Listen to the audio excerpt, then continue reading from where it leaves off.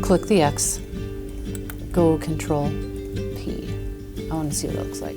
I'm definitely a hands-on teacher. I do not believe in students passively sitting and learning. They will not learn anything that way. I think students hear about half of what we say, and they remember about a quarter of that. So when we can put learning actively in their hands, then they'll remember it better.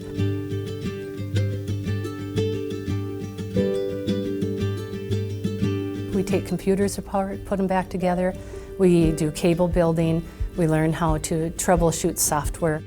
Another way that I am very hands-on is with personal finance. When my students walk in here for 3 solid months, they have to write down everything they have spent and made, and at the end of 3 months, we take those and put those into budget categories.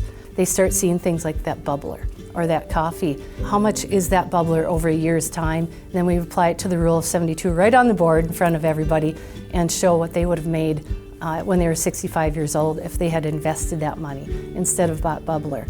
Each person needs 2 RJ45. Good job. All right, so if you get your cable done, go ahead and plug it in to my outlet and you can use my laptop. Google something and you know it works. It's not just sitting down and like just her talking to us for an hour straight. It's her talking for 10 minutes and then us doing what she's talking about for the rest of class, and it's never boring stuff. It's always hands-on and fun.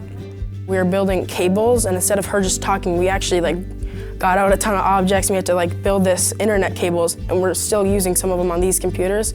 And I don't think I would have remembered stuff like that from any other class unless I was hands-on with it. You walk into her classroom, and the students are always engaged, always working on interesting projects, and having the opportunity to interact with each other and with Mrs. Dougherty as well. She's a great example of an awesome teacher, and I want to become a teacher. So she's kind of what I strive for. I think she's just a great example. She's been here 19 years. She knows what she's doing.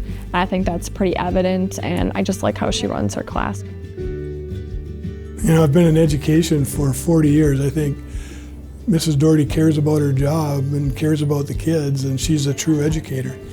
She's one of the most dedicated teachers that I've known. Teaching is a great profession. You will make lifelong connections in your colleagues. You'll make lifelong connections with your students. You'll always have something to do, something to look forward to. I think those are the keys to happiness. The biggest things that I've learned through my years of teaching are kids get a bad rap. I see on posts where people say they're lazy, they're enabled, they're not critical thinkers. And I'd like to know what part of the world they're living in, because they are not living in rural Minnesota, because that is not our students. Small rural schools are the heart of the town. Look at our curriculum. Again, look at our graduation rates.